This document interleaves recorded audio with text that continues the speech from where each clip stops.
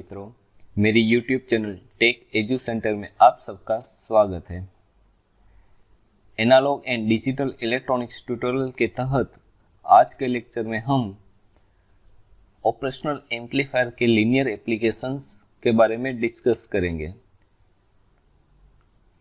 दोस्तों, ये tutorial series Gujarat technological university के इंजीनियरिंग कॉलेजेस में ऑफर किए जा रहे subject analogue and digital electronics के अंतर्गत जो सिलेबस है उसके हिसाब से चल रही है।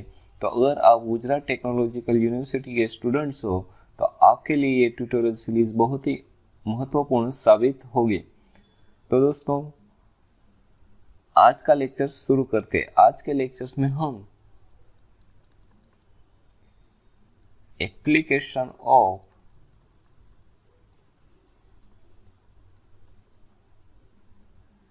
इन्वर्टिंग एंड अगर टाइम रहा तो application of non inverting amplifier के बारे में डिस्कस करेंगे।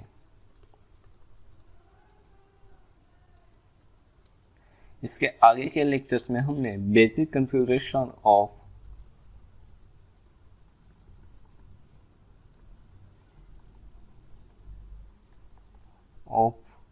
Inverting and non inverting and differential amplifier के बारे में डिस्कस किया था।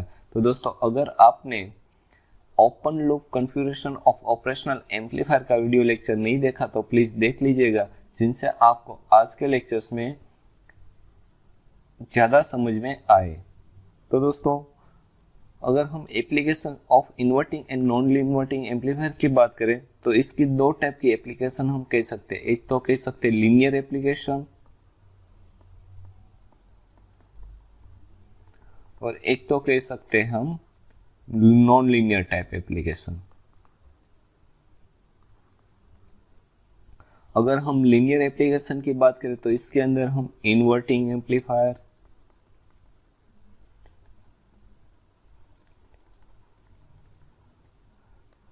Non inverting amplifier,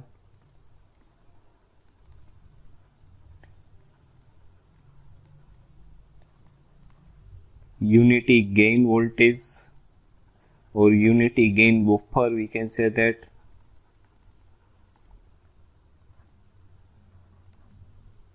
voltage to current converter, current to voltage converter,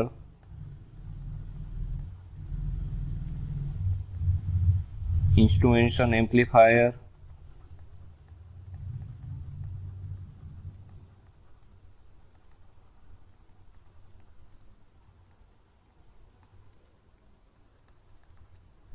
integrator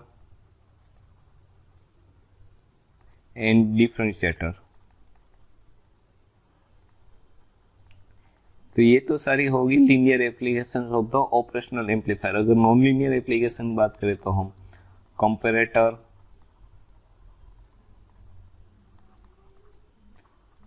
schematic trigger,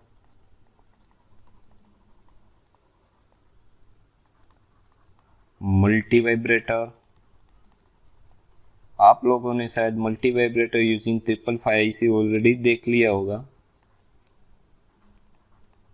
precision rectifier जो हम half wave full wave rectifier देखते हैं वैसे using the operational amplifier, and log and anti log amplifier. तो ये तो सारी होगी नॉन लीनियर एप्लीकेशन। दोस्तों, अब आगे के लेक्चर्स में हम लीनियर एप्लीकेशंस के बारे में डिस्कस करेंगे। इनमें से भी खास inverting, non inverting amplifier, instrumentation amplifier and the integrator के बारे में हम इस ट्यूटोरियल सीरीज में देखेंगे। तो पहले तो हम बात करते हैं इन्वर्टिंग एम्पलीफायर क्या होता है। वैसे बेसिक हमने बहुत बार इसके बारे में देखा है, तो अगर अभी तक आपने वो सारे वीडियो नहीं देखे तो please analogue and digital electronics के आगे के वीडियो लेक्चर्स देख लीजिएगा, जिनसे आपको ये ट्यूटोरियल सीरीज का फ्लो समझ में आ जाए। तो इन्वर्टिंग एम्पलीफायर का बेसिक फंडामेंटल क्या होता है, जो हम इनपुट देते हैं उसको वो आउटपुट में 180 डिग्री फेज शिफ्ट करके एम्पलीफाई करके देता है। ये तो हमारा इन्वर्टिंग एम्पलीफायर होता है। इसकी सर्किट डायग्राम भी हमने आगे के वीडियो लेक्चर्स में देखी थी। अब दोस्तों हमें पता है ऑपरेशनल एम्पलीफायर क्या होता है। तो ऑपरेशनल एम्पलीफायर में हमें 2 इनपुट देते हैं, एक नॉन इन्वर्टिंग और एक इन्वर्टिंग एम्पलीफायर। अगर हम नॉन इन्वर्टिंग टर्मिनल को ग्राउंड कर दे और इन्वर्टिंग टर्मिनल पे इनपुट दे, तो हमें एज ए आउटपुट जो सिग्नल मिलता है वो 180 डिग्री फेज शिफ्ट मिलता है, ऐसा हम कह सकते हैं। अब मान लीजिए कि आप इन्वर्टिंग टर्मिनल पे ही एक और एक से ज्यादा, मतलब मोर देन 2 और 2 से ज्यादा आप सिग्नल फेड आउट करते हो और इनपुट सिग्नल्स देते हो, तो output will be the either addition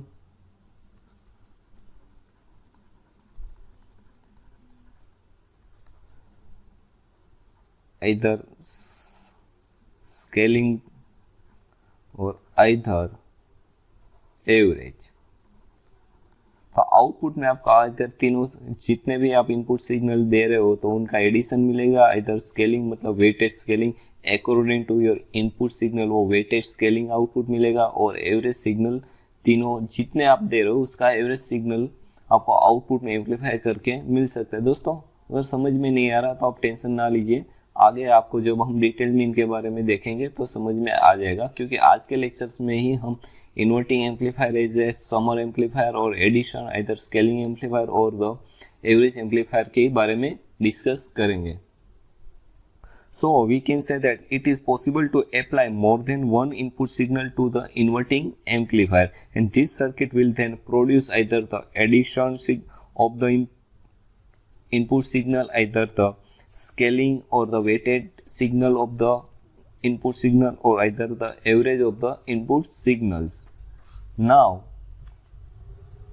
so दोस्तों it is possible to apply the more than one signal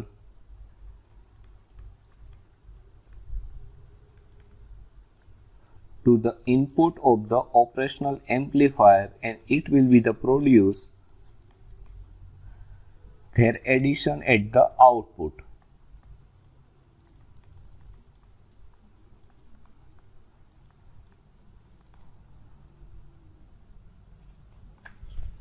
Such a circuit is called as the adder or the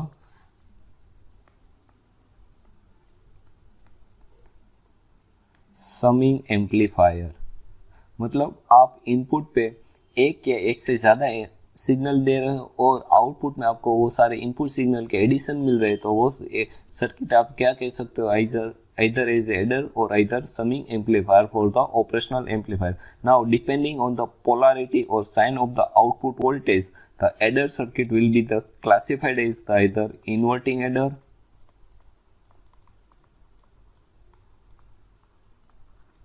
और non inverting adder.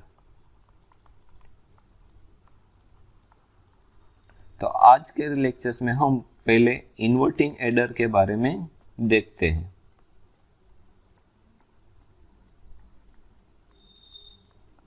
और summing amplifier भी हम जिसे कहते हैं।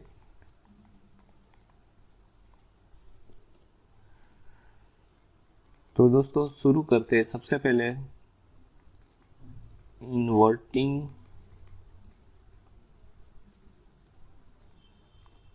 Adder और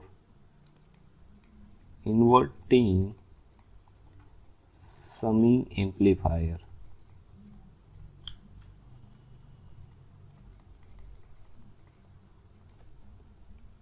सबसे पहले मैं इन्वर्टिंग एडर की फिगर ड्रॉ आउट कर लेता हूं।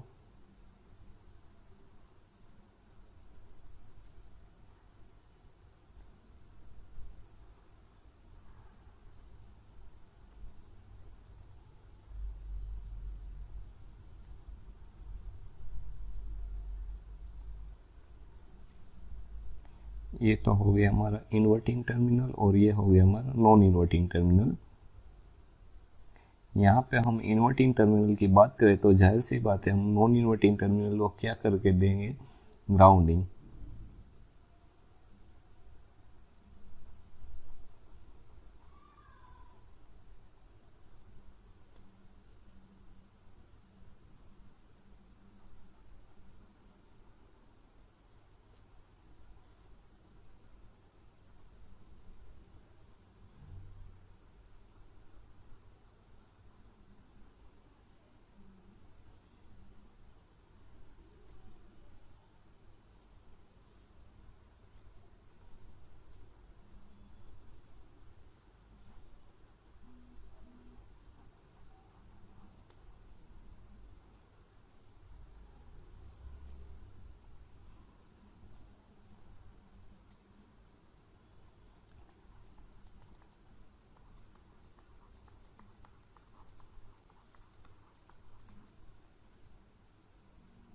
ये हो गया हमारा नोड टर्मिनल ए, ये हो गया हमारा इनपुट सिग्नल 1, ये हो गया हमारा इनपुट सिग्नल 2 और ये हो गया हमारा इनपुट सिग्नल 3।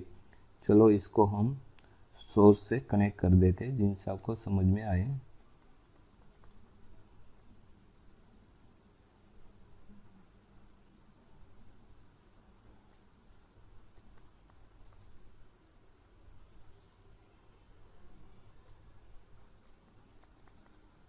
यहाँ पे मिलेगा हमें IB करंट 1, यहाँ पे मिलेगा IB करंट, IB तो नहीं चले, सिंपल नाम देते हैं 1 2 और I3, और यहाँ पे हम कह देते हैं IB1 और ये हमारा IB2। ये हो गया हमारा input resistance 1, input resistance 2 for second signal, और ये हो गया फॉर थर्ड सिग्नल, और ये हो गया हमारा फीडबैक रेजिस्टेंस RF। ठीक है दोस्तों, यहाँ पे हमें फीडबैक करंट IF मिलेगा, यहाँ पे हमें IB1 करंट मिलेगा और यहाँ पे IB2 करंट, और ये हमारा हो गया ड्यूल पावर सप्लाई से कनेक्टेड -VEE और +VCC। तो दोस्तों ये एक सर्किट डायग्राम किसके लिए है, तो एन इन्वर्टिंग एडर। जैसा कि हमने पहले डिस्कस किया, इन्वर्टिंग एडर में हम क्या करेंगे, नॉन इन्वर्टिंग टर्मिनल को ग्राउंडेड कर देंगे और इन्वर्टिंग टर्मिनल पे एक से ज़्यादा, यहाँ पे हम कितने इनपुट सिग्नल फेड आउट कर रहे हैं, 1 2 एंड 3 सिग्नल, और आउटपुट में हमें क्या मिल रहा है, तो तीनों सिग्नल का जो है वोल्टेज उसको हम समेसन मिलता है, और नेगेटिव साइन किस लिए यहाँ पे इंडिकेट करता है, क्योंकि आउट ऑफ फेज मिल रहा है, मतलब 180 डिग्री फेज शिफ्ट मिल रहा है, तो यहाँ पे negative signing for the inverting terminal के लिए है दोस्तों। तो as shown in the figure, inverting sum in amplifier configuration with 3 inputs V1, V2 and V3। ये हमारा हो गया V1, ये हो गया V2 and V3 as shown in the figure, depending on the relationship between the feedback resistance RF and the input resistance R1, R2 and R3. This configuration can be considered either as a adder, either scaling जो इसके बाद हम देखेंगे, और either average, मतलब ये तीनों resistance का जो रिलेशनशिप है with respect to the RF, हमें ये कॉन्फ़िगरेशन को हम आइदर एडर तरीके भी यूज़ कर सकते हैं, आइदर स्केलिंग भी यूज़ कर सकते हैं, और आइदर एवरेज एम्पलीफायर तरीके से भी यूज़ कर सकते हैं। Here V1, V2 and V3 are the 3 input signals applied simultaneously to the inverting terminals of the operational amplifier with resistance R1, R2 and R3, and the output is fed back using the feedback resistance RF. So this configuration can basically consider as the inverting amplifier with feedback resistance RF. Now if we consider about the current, then the current I1 is through the resistance R1, current I2 is through the resistance R2, and the current I3 is current through the resistance I3. Now for the analyze purpose, here we consider the operational amplifier as a ideal operational amplifier. Now दोस्तों ideal amplifier की बात करें तो हमें पता है ideal amplifier का resistance R आई क्या होता है, इनफाइनाइट होता है। इनफाइनाइट होता है तो जाहिर सी बात है यहाँ पे जो resistance I current I B है, आई बी वन है, will be the zero, and यहाँ पे तो ये जीरो ही मिलेगा क्योंकि हमें ग्राउंडेड किया है। तो यहाँ पे हम कह सकते हैं I B one is equal to zero. Now अगर हम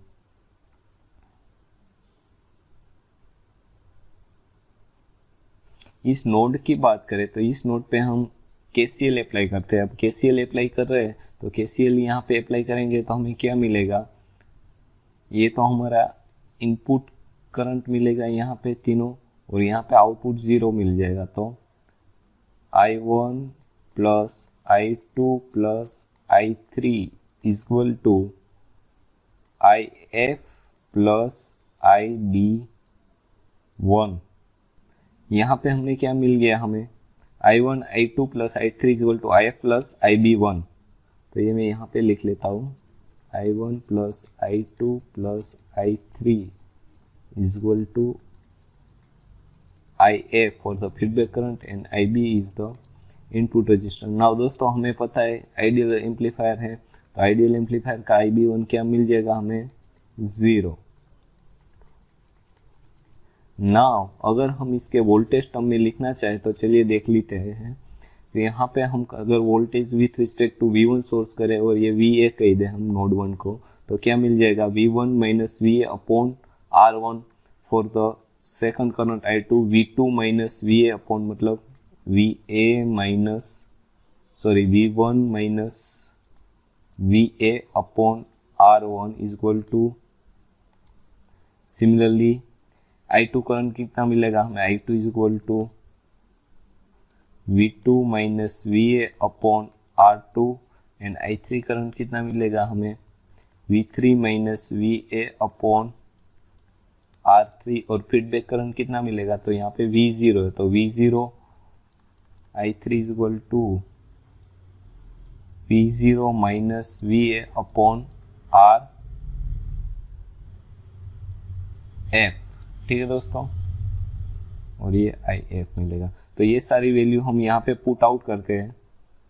तो यहाँ पे पुट आउट करने पे हमें क्या मिल जाएगा,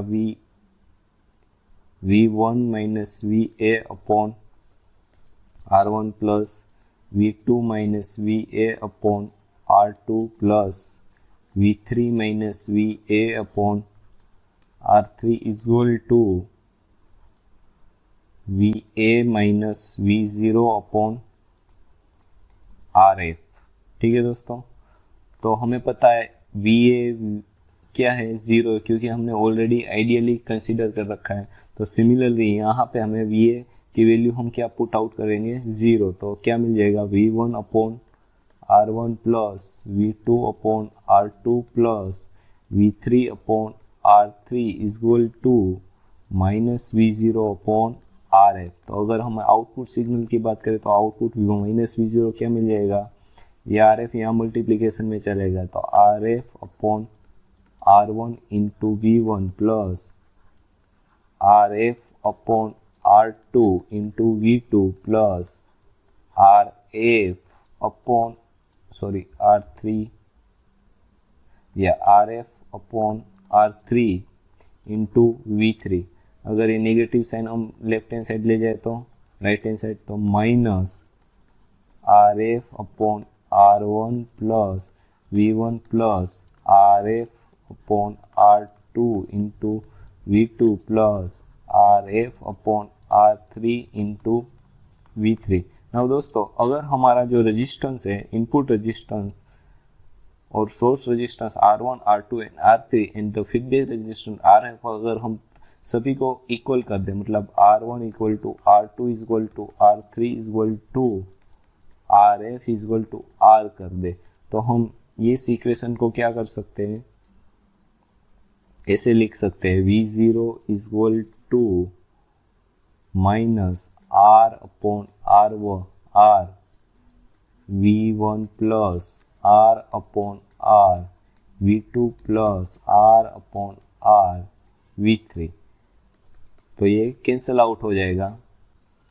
तो यहाँ पे हमें आउटपुट सिग्नल क्या मिल जाएगा, आउटपुट वोल्टेज क्या मिल जाएगा, V1 plus V2 plus V3।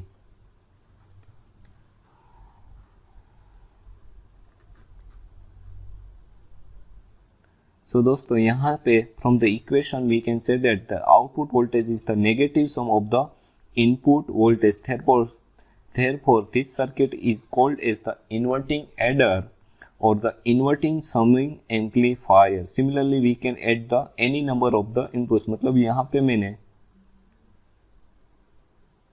3 ही यहाँ पे कनेक्ट किए थे, यहाँ पे मैं 4 भी कर सकता हूँ, कितने भी चाहे n नंबर तक यहाँ पे मैं इनपुट सिग्नल कनेक्ट कर सकता हूँ और सारे इनपुट का सिग्नल मुझे यहाँ पे आउटपुट में क्या मिल जाएगा, negative summation of the input signal. तो दोस्तों ये तो हो गया हमारा इन्वर्टिंग एडर और द इन्वर्टिंग समिंग एम्पलीफायर। चलो एक बार रिवाइज कर लेते हैं। यहाँ पे सर्किट मैंने ड्रॉ आउट की है, यहाँ पे V1, V2 एंड V3 मैंने कंसिडर किया as a input source, I1, I2 and I3 as a input current है जिसको हम फेड कहाँ कर रहे हैं, इन्वर्टिंग टर्मिनल पे फेड आउट कर रहे हैं और नॉन इन्वर्टिंग टर्मिनल को हमने क्या कर दिया है, ग्राउंड कर दिया है। R1 and R2 and R3 क्या हमारा सोर्स रेजिस्टेंस है।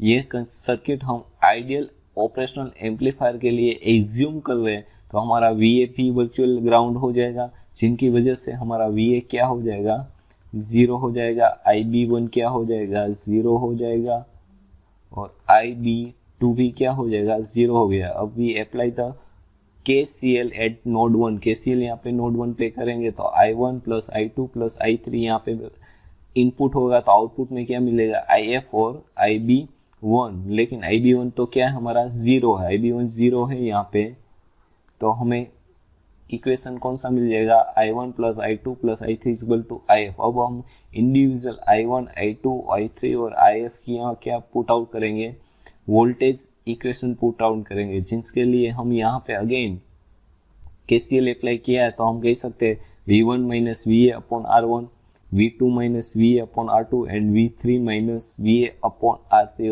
और IF क्या हो जाएगा, VA माइनस V0 अपॉन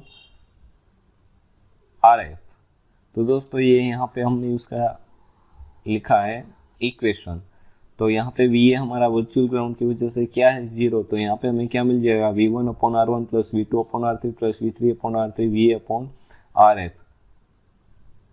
ठीक है दोस्तों, अब हम अगर ये कॉन्फ़िगरेशन को हमें एडर की तरह यूज करना है तो हम क्या करेंगे, R1 is equal to R2 और R3 सारी रेजिस्टेंस की जो इनपुट रेजिस्टेंस है उसकी, इनपुट तो नहीं लेकिन सोर्स रेजिस्टेंस है उसकी वैल्यू क्या हम कर देंगे, सिमिलर कर देंगे और RF की वैल्यू भी उसके सिमिलर रखेंगे। तो यहाँ पे क्या हो जाएगा, RF अपॉन R1 आपका कैंसिल आउट हो जाएगा, तो आउटपुट में हमें क्या मिल जाएगा, negative sum of the input voltage V1, V2 and V3। तो दोस्तों ये तो हो गया हमारा इन्वर्टिंग एडर और द इन्वर्टिंग समिंग एम्पलीफायर। दोस्तों अब मान लीजिए आपको स्केलिंग एम्पलीफायर की जरूरत है।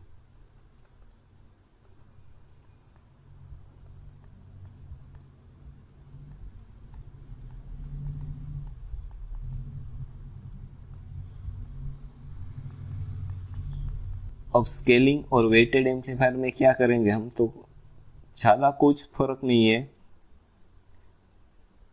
ये जो इक्वेशन है ये हमारा स्केलिंग एम्पलीफायर की तरह ही बिहेव करेगा, क्योंकि यहाँ पे हमारे depending on the input resistance value जो हमारा वोल्टेज होगा, input voltage, input voltage V1, input voltage V2 and the input voltage V3 will be the scaled. ठीक है दोस्तों, तो उसके हिसाब से हमें आउटपुट में मिल जाएगा। और अगर हम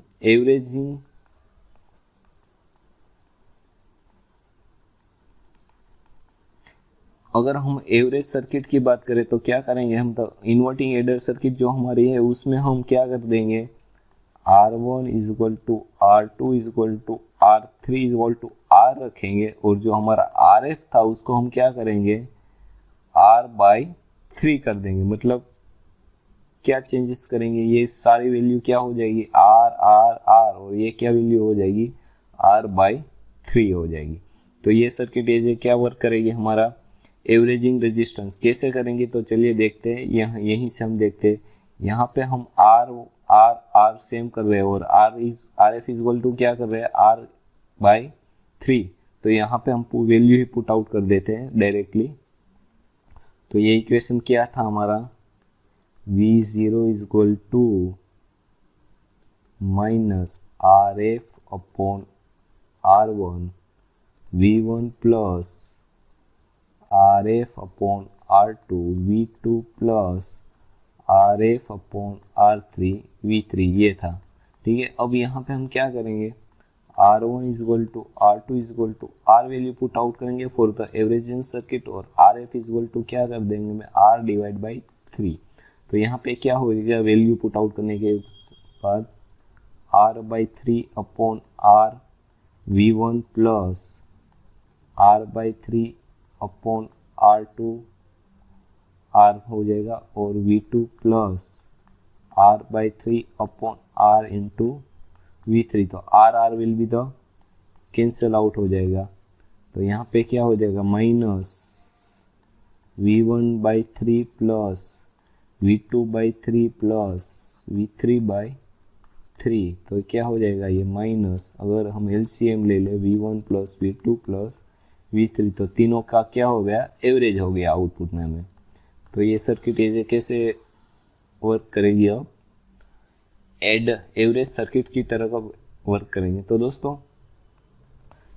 आज के लेक्चर्स में हमने 3 सर्किट कॉन्फ़िगरेशन देखे, एक तो एडर, एक तो देखे हमने स्केलिंग और एक देखा हमने एवरेज। तो एडर में क्या था हमारा, R1 is equal to R2 is equal to R3 is equal to R is equal to RF हमने किया था।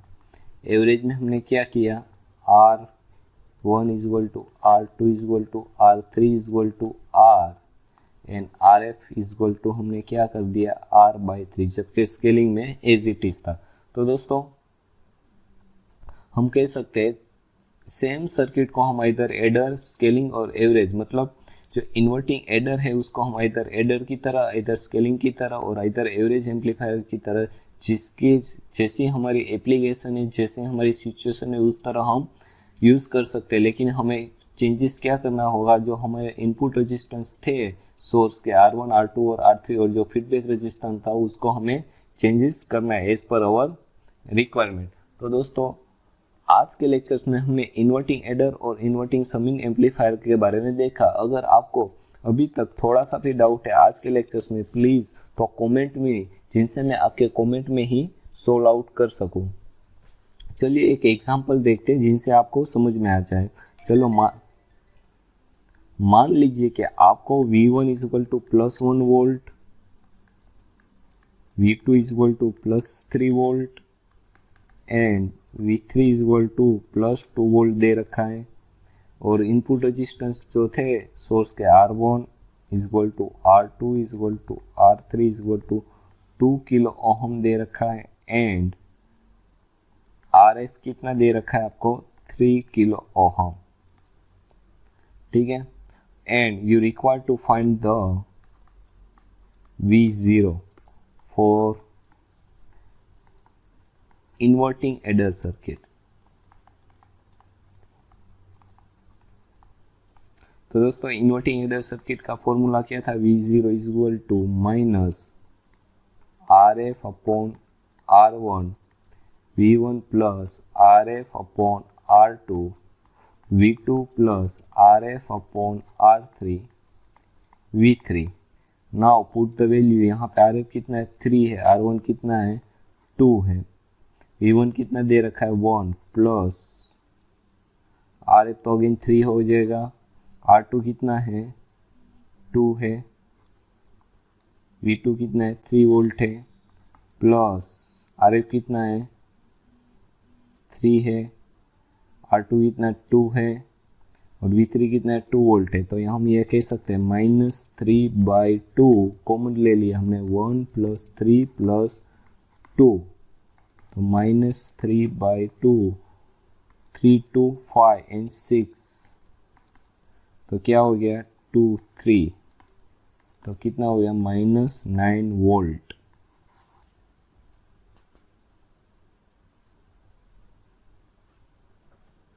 ठीक है दोस्तों, तो यहाँ पे हमें आउटपुट कितना मिला, V0 is equal to -9 volt. तो दोस्तों ये आपको कमेंट करना है, ये एडर सर्किट है, स्केलिंग सर्किट है या एवरेज सर्किट है। मैं आपको हिंट दे देता हूँ, अगर एडर होता है तो आउटपुट में क्या होता है 1 3 + 2, मतलब यहाँ पे हमें -6 वोल्ट मिल रहा है, मिलना चाहिए, लेकिन यहाँ पे -6 वोल्ट नहीं मिल रहा है, कितना मिल रहा है 9 वोल्ट। तो एडर तो नहीं, अब रहा आइदर स्केलिंग और आइदर एवरेज। तो आपको कमेंट करना है ये कौन सी सर्किट का फॉर्म एग्जाम्पल था। ओके दोस्तों, थैंक यू। अब आगे के लेक्चर्स में हम नॉन इन्वर्टिंग एडर एम्पलीफायर और कुछ एग्जाम्पल्स देखेंगे।